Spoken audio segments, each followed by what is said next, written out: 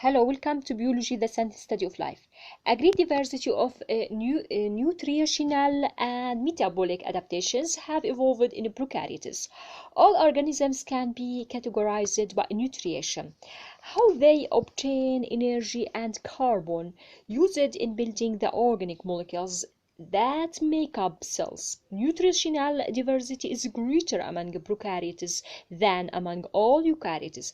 Every type of nutrition absorbed in eukaryotes is represented among prokaryotes, along with some nutritional modes unique to prokaryotes. Organisms that obtain energy from light are called phototrophs, and those that obtain energy from chemicals are called chemotrophs. Organisms that need only the inorganic compound CO2 as a carbon source are called autotrophs.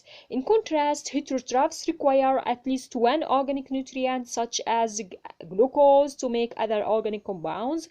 Combining these possibilities for energy sources and carbon sources results in four major modes of nutrition described here and summarized in this table. When photoautotrophs are photosynthetic organisms that capture light energy and use it to drive the synthesis of organic compounds from CO2. Cyanobacteria and many other groups of prokaryotes are photoautotrophs, as are plants and algae. Chemoautotrophs also need only CO2 as a carbon source. However, instead of using light for energy, they oxidize inorganic substances such as hydrogen sulfide, H2S, ammonia, NH3, or ferrous ions, Fe2 positive. This mode of nutrition is unique to certain prokaryotes. Okay. Three photoheterotrophs use light for energy but must obtain their carbon in organic form. A number of marine prokaryotes use this mode of nutrition. Notice that chemoheterotrophs must consume organic molecules for both energy and carbon. This nutritional mode of is found widely among prokaryotes as well as protists, fungi, animals, and even some parasitic plants. Metabolic relationships to oxygen. Prokaryotic metabolism also varies with respect to oxygen. Obligate aerobes use O2 for cellular respiration and cannot grow without it. Facultative anaerobes use O2 if it is present, but can also grow by fermentation in an anaerobic environment. Obligate anaerobes are poisoned by O2. Some obligate anaerobes live exclusively by fermentation. Others extract chemical energy by anaerobic respiration, in which substances other than O2, such as nitrate ions NO3- or sulfate ions SO4 to the power 2-, accept electrons at the downhill end of electron transport chains.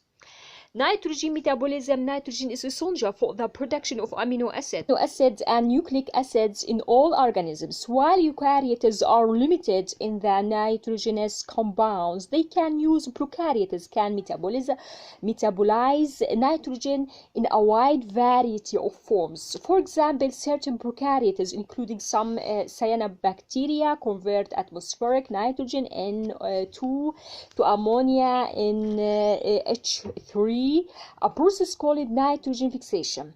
The cells can then incorporate this fixed nitrogen into amino acids and other organic molecules in terms of their nutrition. Nitrogen fixing cyanobacteria are the most self-sufficient of all organisms. They require only light, CO2, N2, water, and some minerals to grow. Metabolic cooperation. Cooperation between prokaryotes allows them to use environmental resources they could not use as individual cells. In some cases, this cooperation takes place between specialized cells of a colony. For instance, the cyanobacterium Anabiana has genes encoding protein for photosynthesis and for nitrogen fixation, but a single cell cannot carry out both processes at the same time. The reason is that photosynthesis produces O2, which inactivates the enzymes involved in nitrogen fixation.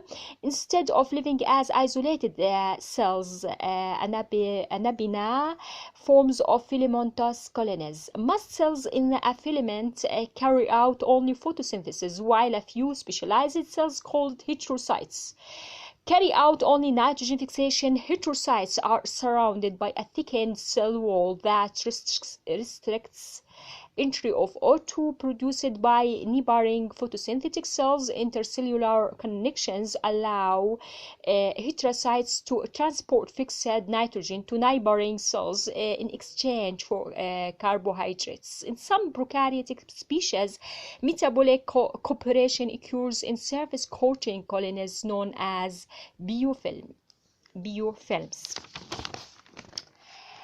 Cells in a colony secrete signaling molecules that recruit nearby cells, causing the colony to grow. The cells also produce proteins that adhere the cells to the substrate and to one another. Channels in the biofilm allow nutrients to reach cells in the interior and wastes to be expelled. Prokaryotes belonging to different species also cooperate. For example, sulfate-consuming bacteria and methane-consuming archaea coexist in both shaped aggregates on the ocean floor. The bacteria appear to use the archaea's waste products such as organic compounds and hydrogen. In turn, the bacteria produce compounds that facilitate methane consumption by the archaea. This partnership has global ramifications. Each year, these archaea consume an estimated 300 billion kilograms of methane, a major contributor to the greenhouse effect. Back to the table, major nutrition modes. Notice that mode of nutrition: autotrophs, photoautotroph, the energy source light, carbon source CO2, types of organisms, photosynthetic, prokaryotes, for example, cyanobacteria plants, certain protists, algae. Also, mode of nutrition: chemoautotroph, the energy source, inorganic chemicals, carbon source CO2, types of organisms, certain prokaryotes, for example, sulfolobus. Mode of nutrition: heterotroph and photoheterotroph, energy source light, carbon source organic compounds, types of organization, certain prokaryotes, for example, Rhodobacter